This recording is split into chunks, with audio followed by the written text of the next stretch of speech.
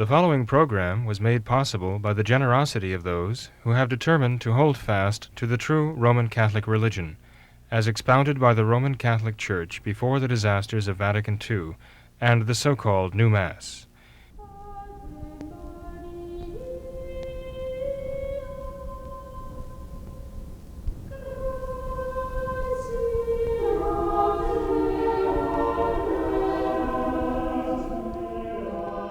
In the name of the Father, and of the Son, and of the Holy Ghost. Amen. Come, Holy Ghost, fill the hearts of thy faithful, and kindle in them the fire of thy love. Send forth thy Spirit, and they shall be created, and thou shalt renew the face of the earth. Let us pray, O God, who didst instruct the hearts of thy faithful by the light of the Holy Ghost. Grant us by that same Spirit to be truly wise, and ever to rejoice in his consolation. Through Christ our Lord. Amen. May the divine assistance remain always with us. And may the souls of the faithful departed through the mercy of God rest in peace. Amen. O Mary, seat of wisdom, pray for us. In the name of the Father, and of the Son, and of the Holy Ghost. Amen. Hello, and welcome to What Catholics Believe. I'm your host, Thomas Nagley, and with me tonight is Father William Jenkins. He's a member of the Society of St. Pius V. He's also the pastor of Immaculate Conception Church right here in Norwood, Ohio. Hello, Father. How are you? Fine, Tom. How are you doing there? Well, Father, thanks for asking. I'm still a little hoarse from Holy Week. Sure. I guess that makes me a pony. Something like that. A little throat problem here, so I hope people can tolerate the raspiness of my voice here. All right.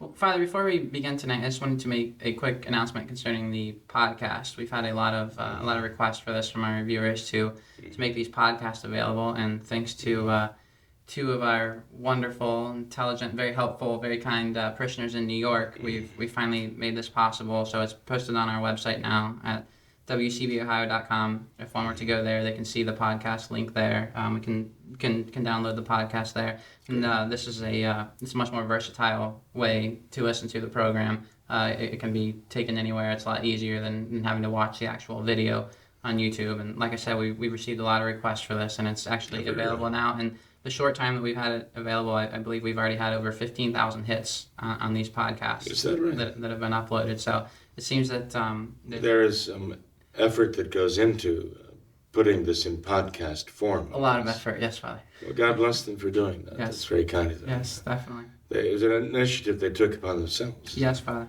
Yes, well, that's wonderful. Yes. I'm really glad to hear that. Yes, definitely. I'm glad to hear that people are rewarding their efforts by taking advantage of them and using it. Definitely. Well, Father, let's get into a few things tonight. I wanted to start with some current events. There's this apparently never-ending migrant crisis that has been occurring, not only here in our own country, but all over the world, it seems, the Western world at least, but particularly here on the southern border, the United States and Mexican border. It just recently came out that Francis donated, I believe, $500,000, $500,000 to some of these migrant camps in Mexico and South America.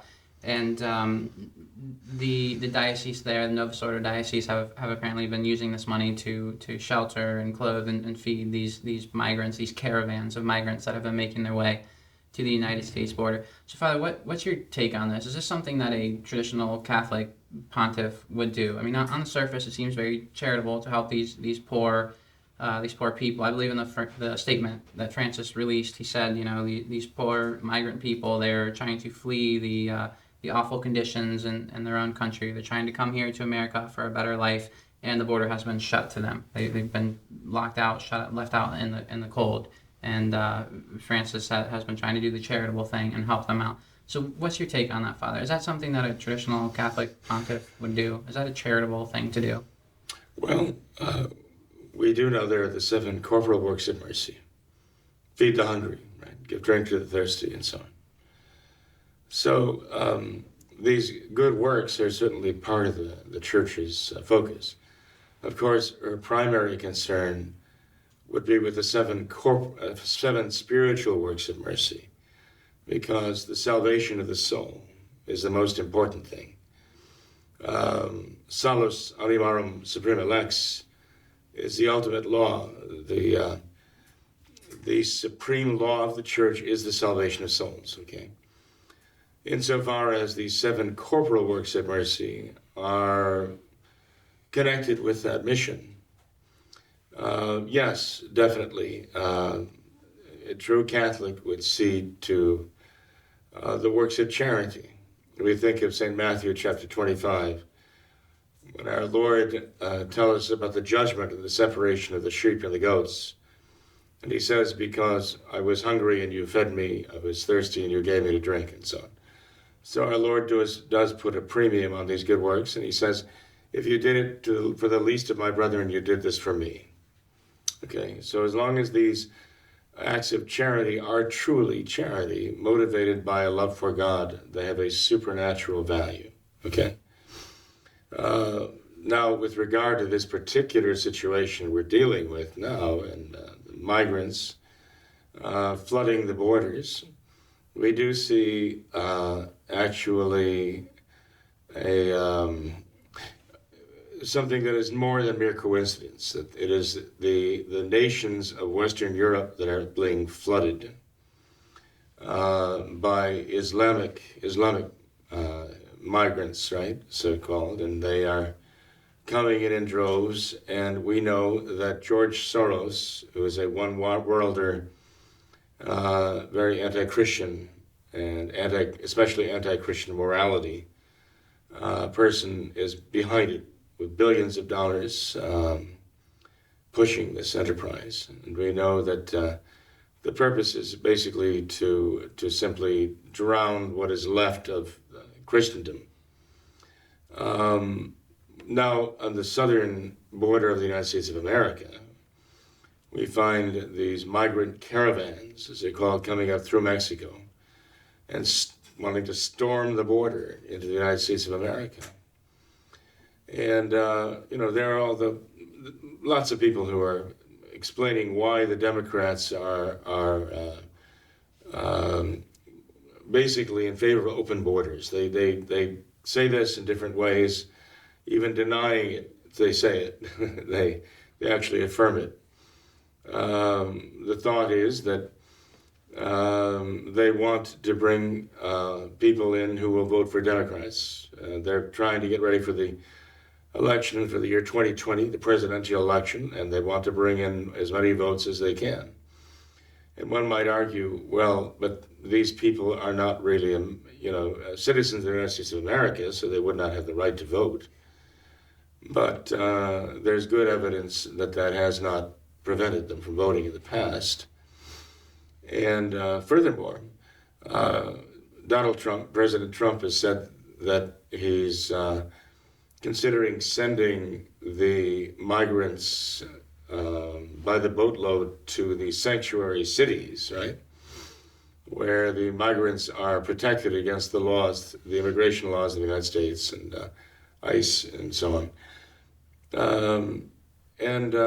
Most of the mayors of these sanctuary cities have protested loudly against this because they realize that their crime rates will go sky high. And they don't have the means to provide for all of these people who will come destitute and looking to be taken care of and provided for. But there is one new mayor of Chicago who said, we'll take all the migrants you can send us. Right? And I expect that they're beginning to figure out that if they do have tens of thousands of these migrants come in from Honduras and other areas, and be located in their cities, they're going to find a way to enable them to vote, to cast votes for the presidential candidates in the year 2020. And, it wouldn't take too many hundreds of thousands or millions to sway the election. Yeah. So we have to be very careful. We know the Democrats now are doing everything they can to change the election rules in the United States, especially doing away with the Electoral College. And we have to be wary of how they will use this to their advantage. And to just assume that they won't is a big mistake. Because remember, they are in favor of murdering babies by the millions. They're in favor of murdering babies in the womb, right up till birth, in many states that are controlled by democratic legislatures. And so they will stop at nothing in order to secure power. They basically use the abortion question as a selling point for their party and to gain votes. And if they will use that to secure votes, there's nothing that would stop them from using any other method necessary. Am I putting the best possible interpretation on things? No, but I think this is being realistic. I think it's just a matter of reality. Now, looking at this matter of Francis sending $500,000 to Mexico for the sake of supporting these migrant caravans who arrived at the borders of the United States of America with the intention of crossing those borders and getting into America any way they can. What comes to mind, first of all, of course, is that this money is money that is from the Catholic people, the Nova Sordo people, who, with whatever intentions they donated. And now, you might find that many of the New Order Catholics here, modernists as they've become, and supporting so many modernist causes, many of them probably would be in favor of that money being spent. When Obama was running for president, the majority of the Catholic population in the United States of America voted for him. Not only despite his pro-abortion stance, but possibly even because of it, in favor of it. So to say that it's not right to use the donation of Catholics to support this, which, as Americans, we would consider to be an attack on the laws of our own nation and the sovereignty of our own nation, right? But to claim that the use of those monies would be against the wills of the donors, the Nova Sordo Catholics who gave the money, I'm not so sure. That most of the Nova Sordo Catholics would think that it was just wonderful that Obama sent that Francis sent the $500,000 to the migrants to support them in their efforts, right, to invade the United States of America. But the thing that concerns me, though, Tom, as soon as I read about that, $500,000, $500,000 being sent from the Vatican under Francis. Here is Francis sending the $500,000. He's also donating monies to other causes that are very, very, well, I would say that's downright immoral, right? There's even legal action, and questions about donations, monies that have been siphoned off in different directions, under his control, and at his direct request. But I'm thinking about all the people in Venezuela right now who are suffering terribly under a socialist dictator named Maduro, right? Maduro. This is a man who Francis has supported. This is a man who Francis publicly visited. And this is a man who publicly visited Francis, for that matter, in the Vatican. This is a man who Francis has supported, and to this day continues to support. In that he's not withdrawn any of the accolades he laid down, in favor of Maduro. But this is a man who is starving his people, is preventing aid from getting to them, right, to alleviate their hunger. And there's good reason to believe that he's doing a lot of other things to torment them, depriving them of fresh water by the power outages and so on. And we just saw armed Venezuelan military vehicles targeting crowds of protesters, right? And this is the kind of evil tyrant and tyranny we're dealing with here, right? Those people are struggling desperately to be free. We saw what socialism did with Francis applauding under Chavez and Maduro in going, the Venezuelans going from among the richest countries, if not the richest country of South America, to being in the current destitute state that it is. And here Francis that we don't know of any penny or any euro that Francis has sent to aid these people. The Russians have come as advisors, Russian military too. The Chinese have sent their people to Maduro to prop him up. But what has Francis done for the people of Venezuela but betray them into the hands of the socialist dictatorship that they're in the grip of right now? And while sending $500,000 worth of aid to these migrants, as they're called, right? Who are being, this is being orchestrated by somebody, and it's somebody who is an enemy of the United States of America and its laws and its sovereignty. And Francis is right there to support this. And yet, what has he done to help these poor people of Venezuela who are suffering so much under socialism? You know? Except to lend his prestige to prop up the socialist regime. That I consider the most monstrous aspect of the whole thing. And I'd like people to ponder that a little bit, you know. Why he would send those monies to support this particular cause, when he claims to be doing it out of charity, right? When he claims to be doing it out of noble motives, supporting these poor people who have little. These poor people chose to leave their country. They got to escape their countries. And unfortunately, a lot of the countries in South America are dominated by the Freemasons, and that's why their countries are what they are. And life is as it is there. Because, you know, there is a certain amount of socialist cronyism in their countries. But why would he be sending the money to these people who have left their countries and are now perched on the border in Mexico, right? And leave the Venezuelans prisoners of the Marxist socialist regime of Maduro and do nothing for them? Mm-hmm. Well, Father, as far as the American citizens' perspective on this, you know, it's certainly a very sad situation. We have all these poor migrants. They live in terrible conditions in their country. That's very true. No one would deny that. But do we not, Father, have an obligation to help our own people first? You know, there are every day you see articles of record numbers of homeless people here in America. There's homeless epidemics in nearly all of the big cities. Look at San Francisco, Los Angeles. Yeah. It's everywhere. So, Father, this is certainly a very sad situation. But do we not have an obligation to help our own people first? Would this not, you know, all of these poor migrants, letting them in, trying to help them, wouldn't that just exacerbate the problem that we have in our own cities with our own people here in America?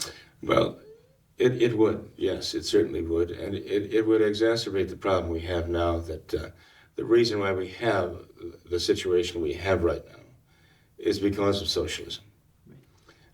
You notice that all of these cities in America, the great cities that have this problem, are Democrat-led. Mm-hmm. They're led by Democrats. Their city councils are controlled by Democrats. In Chicago, there are more socialists, avowed socialists on the city council than there are Republicans. And so you see this pattern everywhere you go. The great cities now in crisis, their mayors, their city councils are under the control of Democrats.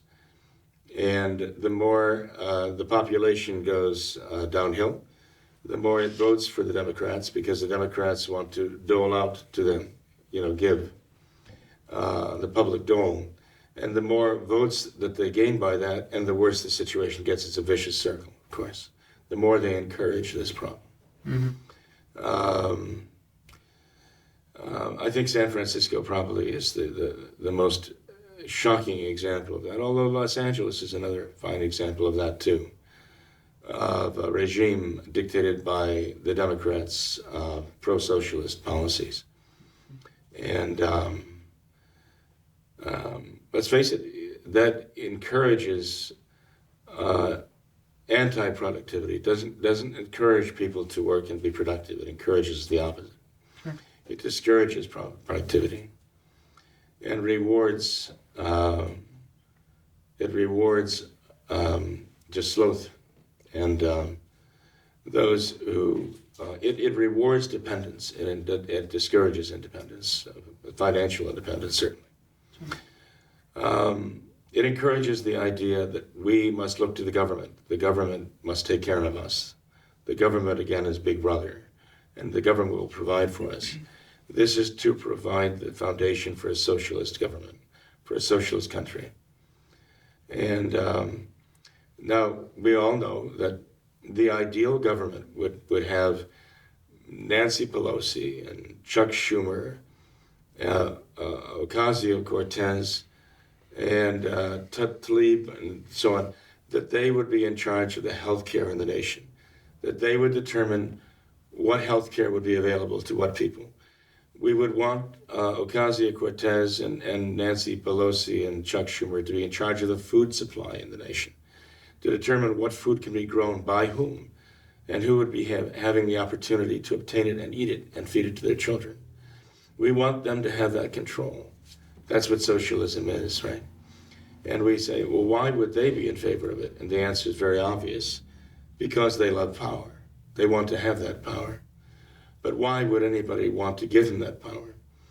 Only if they themselves feel that they are absolutely dependent and they want a government that will promise them whatever, as long as they don't have to work for it. There are plenty of people who will vote for the people who will make those promises, you know. Yeah. And this is the problem we're dealing with now. Now, you know, you ask about our feelings of compassion. Yes, you read about the circumstances of the people living in these nations of South America, just as you read about the people who are living in Islamic societies. And your heart does go out to them. You feel terrible for them. You really do feel compassion for them and would love to help them. But if you find that you're not really helping them, that you are sinking the United States. They're coming. You want to be able to provide refuge for them, if at all possible. But you find that they are being used to destroy the very hope they have of escaping from that life. That essentially they're being used to bring here that life. Mm-hmm. Exactly. Then you're not helping them at all. You're just destroying those who you have a primary obligation to protect. Right. Father, you know, every time this migrant and immigration issue comes up, I'm always reminded of the story. I believe you just told us recently on one of our programs about the, I believe it was a South America, a mission, a Catholic mission there, mm-hmm. where they had this church with all of these great religious artifacts in there, mm-hmm. and whatnot, and you know, the community there, they had this one great place to worship. It was all theirs. It was a little village. They were rich there, but they had the grand idea to sell off all of that and distribute the profits among the people, and then they ended up all being poor and having nothing. Whereas before, they had this. And that seems to me to be a bit of a symbol of what we have happening in America, where we have this great rich nation with all of these goods, all these financial goods, very wealthy. And so we have all of these other countries, all these other third world peoples trying to come into our country to share the wealth, to get a piece of the pie. And there's not enough to go around to everyone, and it seems that we're getting to the point where we are, rather than them being lifted up to our level, we are being lowered to their level. Well, Tom, there's no doubt in my mind that if we had a moral people, and we gave them the freedom and the liberty to use their ingenuity and their industry with moral principles behind them, that we could bring all of these people in and teach them and help them and give them that power of accomplishment, achievement, productivity to really raise their level of well, what you call the quality of life, as I guess they call it now. Definitely. Lifestyle. We, you know, this is a formula that enriches people. Absolutely. And allows them to produce great things, you know.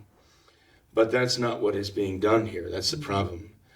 the people are streaming across the border, and in all too many cases, they're looking simply to take and not to give. Right.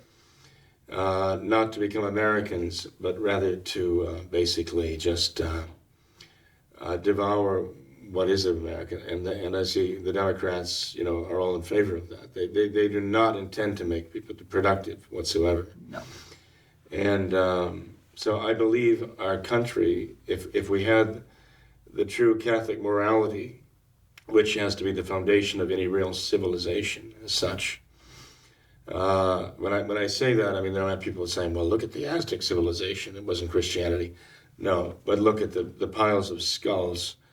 Look at the blood which caked the walls of their temples, the human blood, the human sacrifices they offer. I don't call that civilization.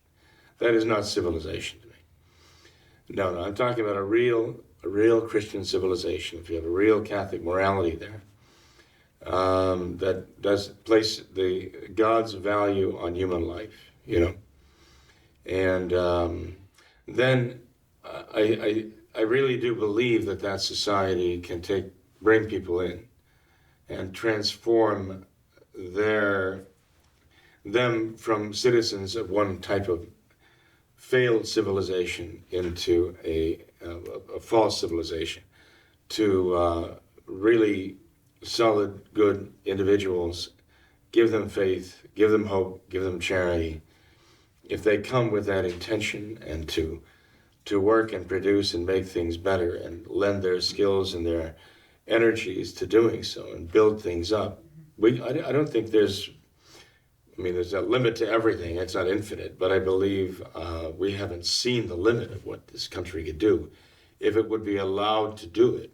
Yes, but exactly the opposite is happening right But now. exactly the opposite is happening. The country is being poisoned and is being assaulted from every side by those who do not have those values, do not have those moral principles. And this is what we're dealing with here, you see. So our compassion can be very misguided compassion insofar as it is used and abused by the leftists to weaken us and to, rather than enable us to help people who need our help, rather it is a matter of them, not us pulling them out of the quicksand, but them pulling us into the quicksand. That's right. Well, Father, there's certainly a lot of other current events that we could get to. It seems there's not a day that goes by where we don't have some wonderful news of Francis's follies in the Vatican.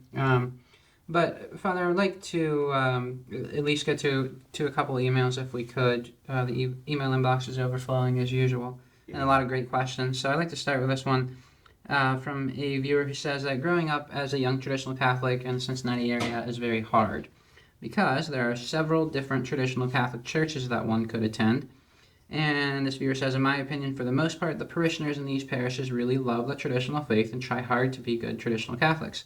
However, since the priests cannot agree on many things, it causes the people to argue. I've witnessed several good traditional Catholics break up over differences, even though they have the same faith. It seems as though the priests encourage these breakups of traditional Catholics from different churches and hesitate to marry them.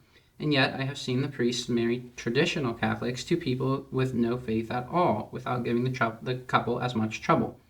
So does Father think that it would be better to marry a non-Catholic than a traditional Catholic from one of these other churches?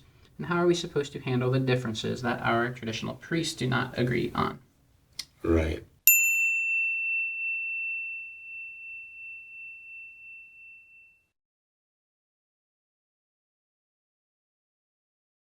Well, I don't know who the writer is here. I don't know if you know who the writer is here. But, it is a fact that we do have different groups of traditional Catholics in the area here. No doubt about it. And the reason why they're different groups is because they do not see eye to eye on some very significant issues, right? We have Took clergy, right? Archbishop Took ordained and consecrated clergy in the area here. And there are those of us who see that as not really being traditional Catholic. It simply is not. We have reasons for saying that. It is not really traditional Catholicism, and we cannot in any way encourage people to go that way. There are other issues too with other traditional Catholic groups. Some want to find a way to straddle a fence between modernism and traditionalism, traditional Catholicism, and find a marriage between the two of them. And we know that that is impossible too. You can't do that. There are all kinds of different positions here, and as I've mentioned before, we may all point at the Catechism of the Council of Trent and say, yes, we all have that same faith, right? Except the Finneites reject part of it. But anyway, that is leaving that aside for the moment. But the fact is, in implementing and practicing the faith, right, there are those who are not really following Catholic tradition. And this is why there is a division. We all want the traditional Catholic liturgy, the true Catholic worship. We all want that. We all, espouse the traditional Catholic faith, as you find in the Roman Catechism. The Catechism of the Council of Trent, right? We all profess to be following Catholic tradition, realize that is the ultimate authority we have to follow right now. And the problem we're facing is that the Vatican is not. The Vatican has not only detached itself from Catholic tradition, but is actually attacking Catholic tradition to try to destroy it, whatever vestiges they have, or use it to their advantage, ultimate to its temporarily, so they can ultimately move forward with its destruction. But the fact is that among those who can claim and say these things correctly, the problem really is modernism. The answer is to hold to the traditional Catholic faith. The answer is to hold to the traditional Catholic worship. The answer is to hold to Catholic tradition as the authority which we to follow. Not all do.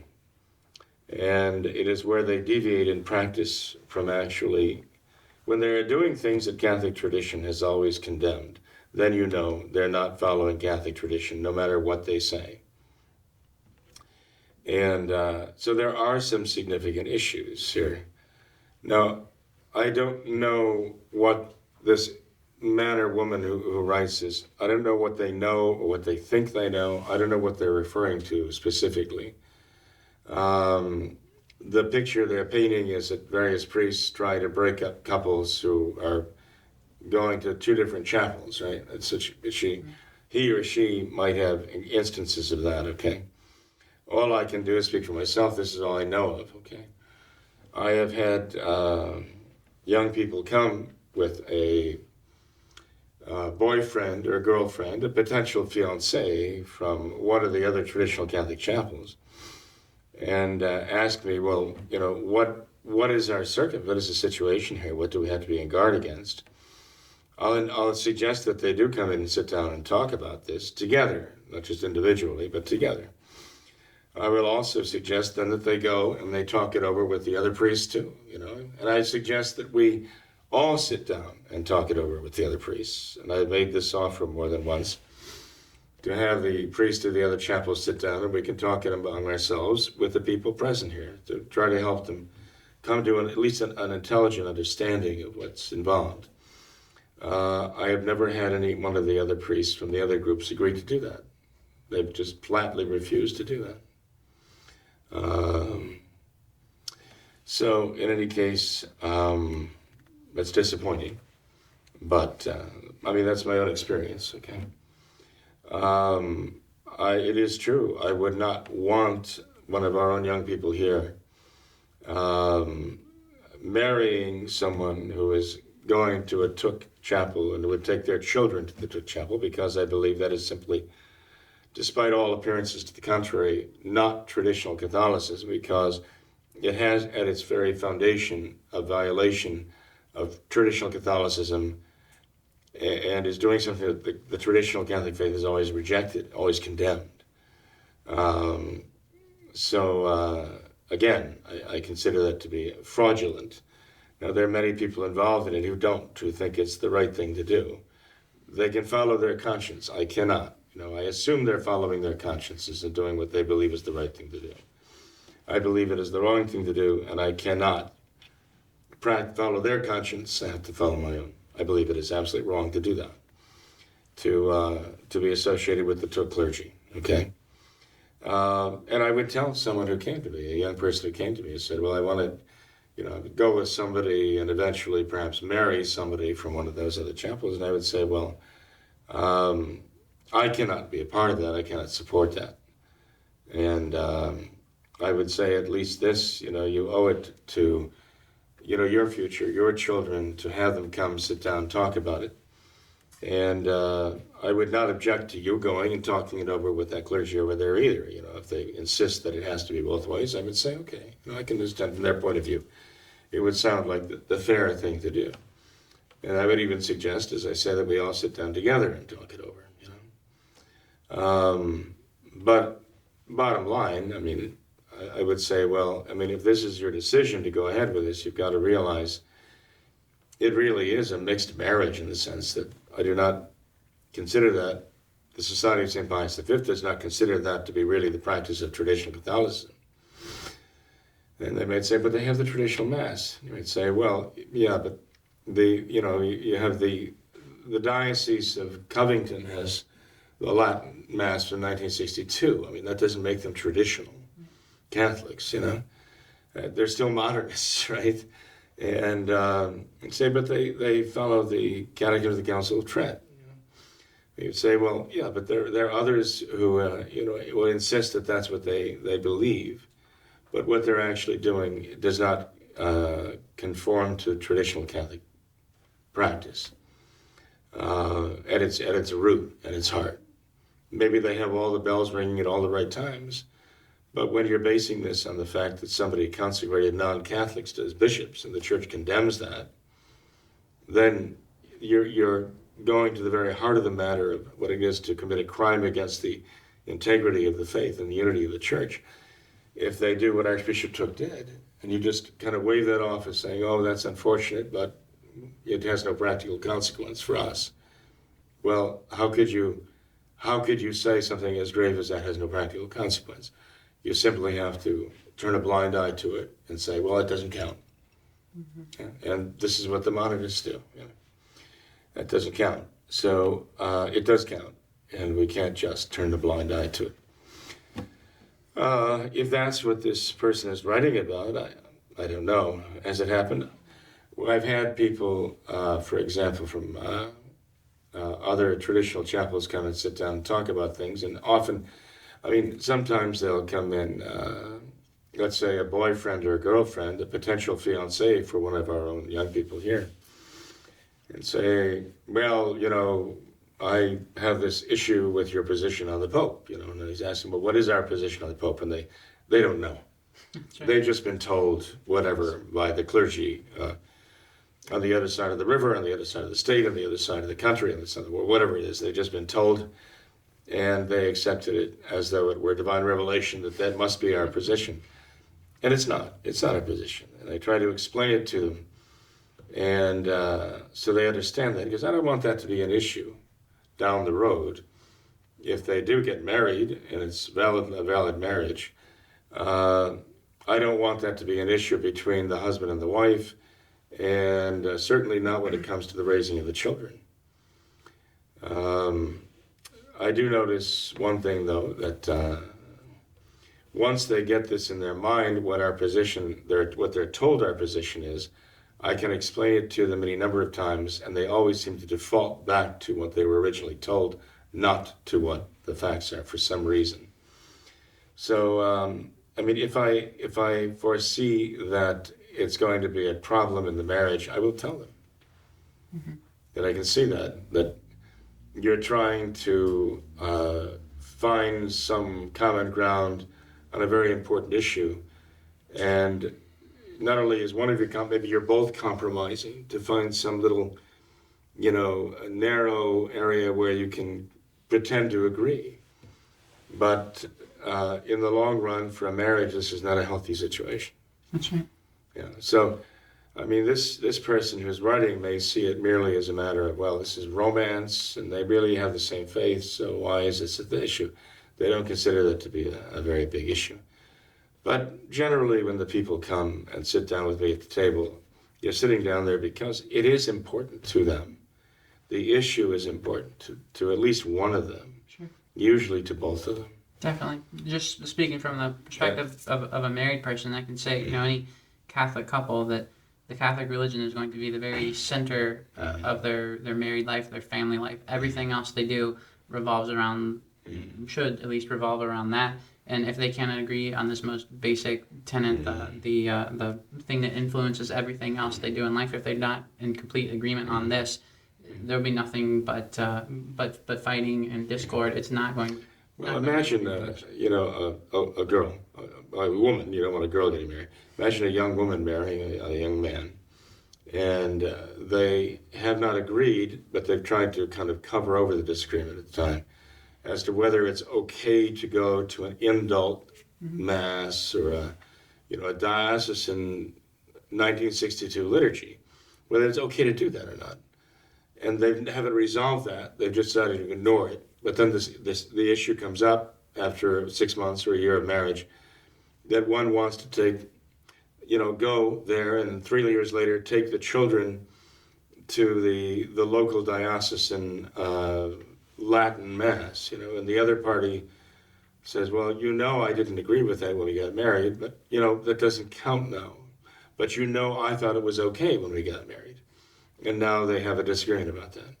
Or one of them says, okay, we agreed that we wouldn't go to one of the Took chapels back when we got married, but now we're traveling on vacation and we don't have access to anything else.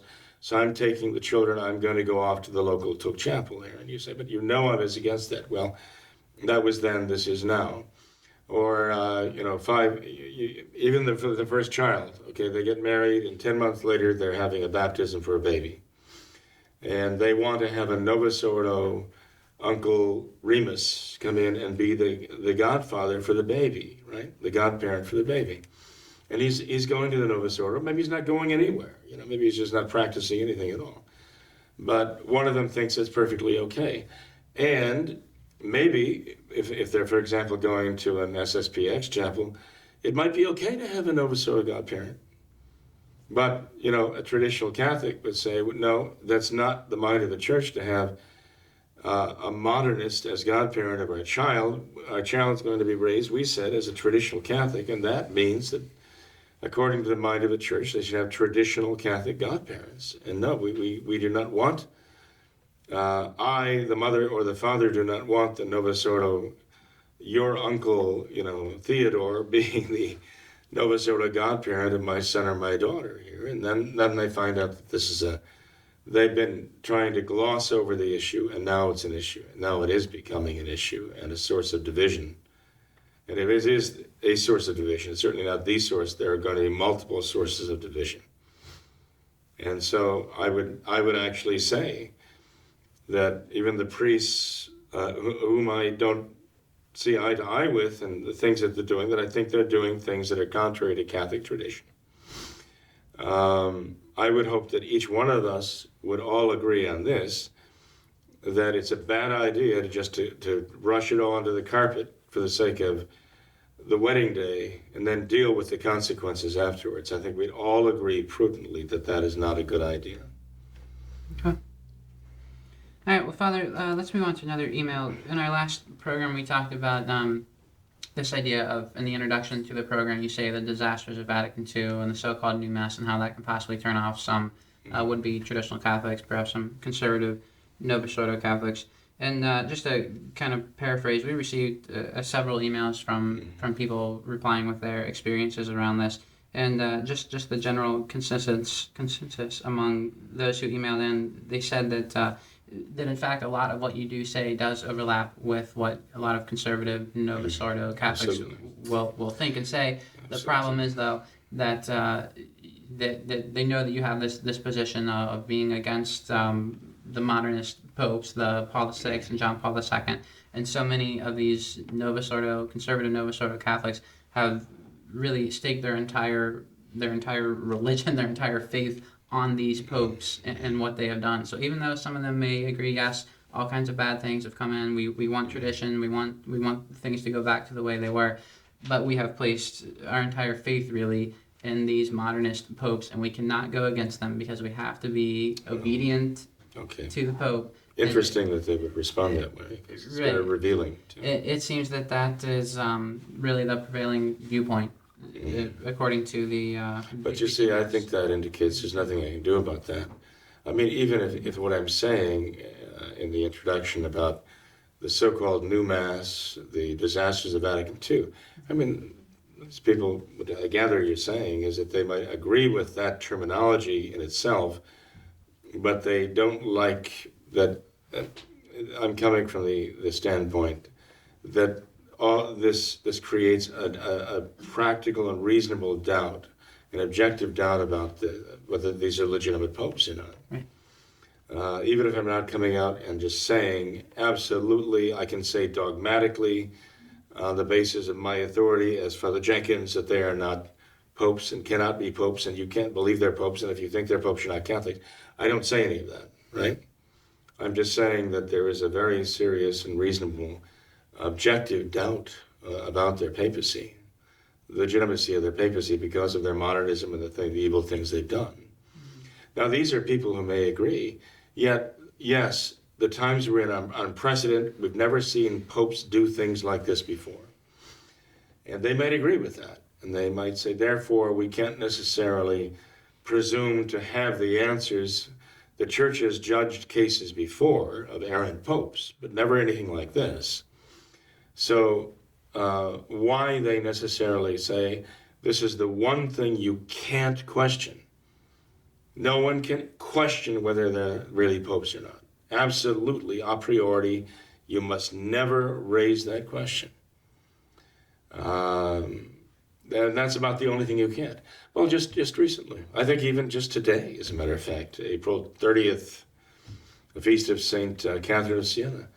4 conservative New Order priests, at least 4, maybe more, and 16 or so what are called scholars, modern Catholic scholars, all of them involved in the Novus Ordo, all of them fully invested in the Novus Ordo. They're conservative. They love the traditional Mass, the traditional faith, but nonetheless, they will not condemn modernism as we see it, and they will not condemn Vatican II as the modernist council. They distinguish between the spirit of the council and the letter of the council, and they uphold the council, and they uphold all of the post-conciliar popes as popes, true Catholic popes and vicars of Christ. Okay, they are now saying, they've actually written a letter to the bishops of the world, the Novus Ordo bishops, saying that Francis is a heretic. Right. He is an actual avowed heretic. His heresy has been denounced. He persists in his heresy, right? And they want the bishops to do something about it. Now, they don't tell the bishops what they need to do about it, but they're just saying this is intolerable that we have a heretical pope, and you have to do something about this, okay? And this is very interesting. These are the same people who would say, but the one thing you can't say is what Father Jenkins is saying, or others like him, right? No, I acknowledge, there is a sede vacantis position which is unacceptable to me, abhorrent to me, not Catholic. And that is those who claim to have the authority, right, the magisterial authority to declare dogmatically on the basis of their own personal logical deductions, right, that Francis, Benedict, and so on are not popes, never were popes, and so on. I don't believe any of these sede vacantis pontiffs have the authority to make such declarations any more than I do, okay? They cannot lay this down dogmatically. They cannot make it a matter of dogma, nor can they proclaim it a dogmatic fact, as some have tried to do. I think this is abhorrent. It's contrary to what we know as Catholics. They have no authority to do that. But I think that there is definitely the objective doubt. There are reasons to question the papacy. This is what I mentioned before, Tom. Okay. if people are going to insist that Francis is the Pope, and that's their starting point, and they're going to say, okay, Francis now, we are in uncharted waters with Francis, because we've never had a Pope like him before them. And he's doing all of these outrageous things, okay? And the point that they're getting from, what they're actually making the point, that what Francis does is what a man does who is a true Pope. A priori, they're saying that he's a true Pope, so this is going to tell us what the papacy, what a Pope can do. And like Peter Kwasniewski, he's writing about, well, there was a time when the Catholics thought that a Pope couldn't do this, but then this Pope came along and we found out, well, a Pope could do that. And there was a time then, later, when Catholics thought a Pope couldn't do this, but then a Pope came along and did that. And now we find out that, yes, a true Pope can do that. And now here's the breaking point. They say, but now with Francis, it's something different here. We've never really seen a Pope do what this man has done. Okay, not really. And so now this is different here. But what they say is, now Francis is going to decide, he's going to make it clear what a Pope can do. And everything Francis does is actually the work of a Pope.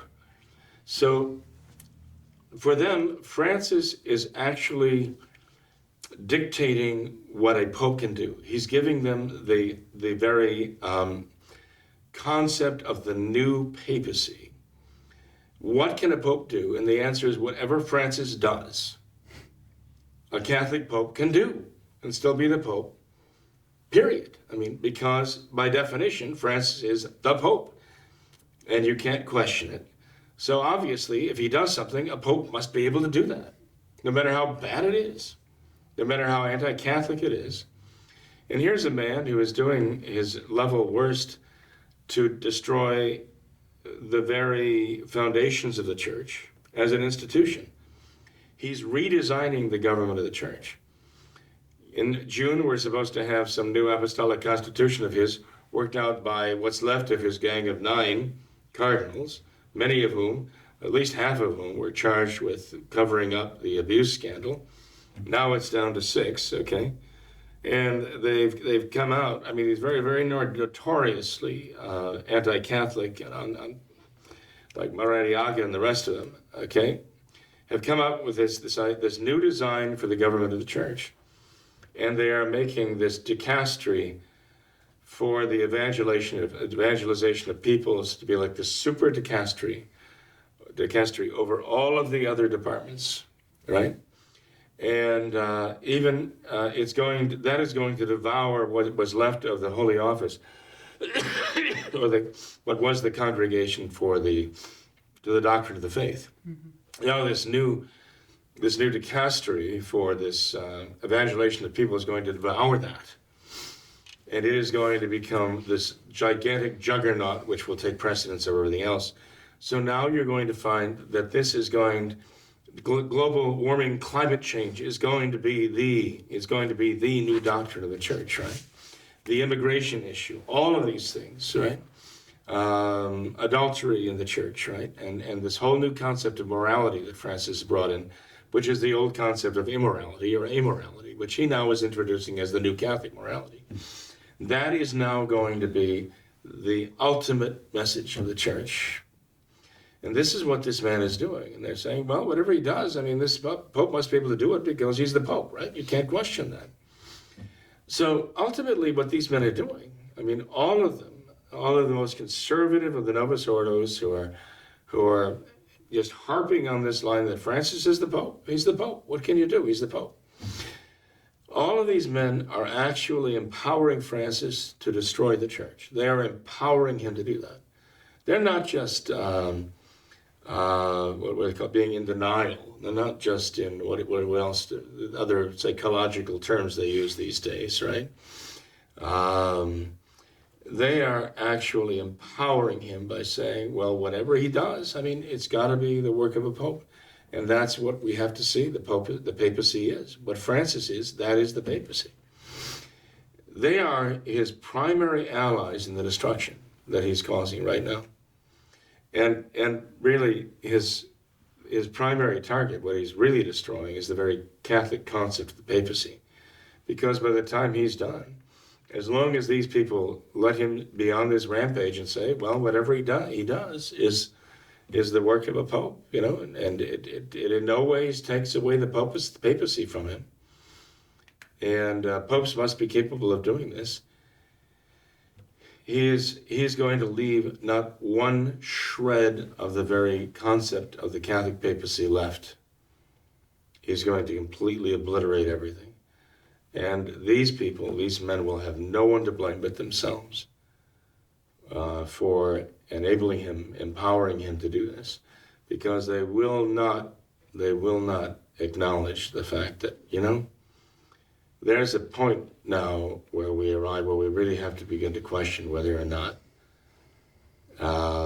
he really can be the vicar of Christ on earth and the Roman pontiff.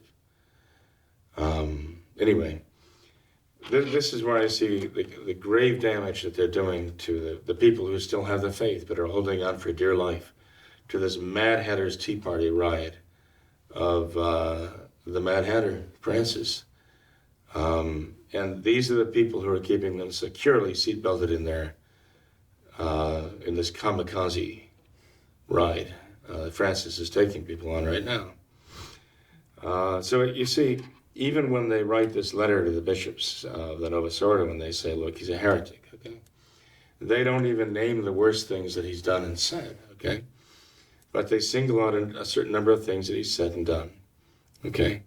But they're completely missing the big picture, and that is the big picture, that he is actually taking practical steps to dismantle the church, to dismantle the Catholic Church, every vestige of and replace it with something that is created in the image and likeness of Francis. That is Francis's own creation. And that's exactly what a modernist does. So, in any case, interesting you bring that up. Well, Father, certainly dark times we're living in, but just to end on a positive note, you mentioned today is St. Catherine of Siena's feast days, and if there's anyone who knows about dark times in the church, I'd say it would be St. Catherine of Siena. So perhaps she'd be a great patron for us to pray to today. Perhaps that could be a source of hope for us today. So. Well, she certainly saw great evils afflict the church, right? Mm-hmm. And she did not only speak, but she practiced the faith and offered the sacrifices personally, the penances to God, beseeching him for the graces necessary. We must be doing that now too. Yes, sir. For all concerned. People ask me sometimes, well, do you pray for Francis? And as a matter of fact, yes, of course I do. But I pray for his conversion. I see what so many others see, even in the Novus Ordo, that he does not have the Catholic faith. They seem to have a hard time drawing the consequences, or saying that has any consequences. But the fact is, they see it. They can't deny it now. I see it too. He doesn't have the faith. And so I do pray for him. I pray for the grace of conversion for him. Sure. Well, Father, thanks for being here tonight. Appreciate your time. Appreciate you coming in. I'll be under the weather, so thank you very much. Well, I apologize for my voice again, but I'm glad you mentioned St. Catherine of Siena. Yeah. Ask her to pray for us, pray for the church. Definitely. Thanks to all of our viewers for watching this episode of What Catholics Believe. Until next time, we ask that you all remember the words of Our Lady of Fatima, to consecrate yourselves and your families to the Immaculate Heart of Mary, to pray and do penance. Thank you, and God bless you. And pray for Father Collins. Father Joseph Collins passed away on Saturday, I think it was April 27th. Yes, sir. At 10:54 a.m. after a battle with pancreatic cancer. Okay. Longtime associate, fellow priest, and ordained by Monsignor Lefebvre. I ask you to please keep his dear soul in your prayers. Yes, definitely. We have a very nice memorial of him on our website as well, yes. Father. So, I understand that. Yeah. Well, again, thank you, and God bless you.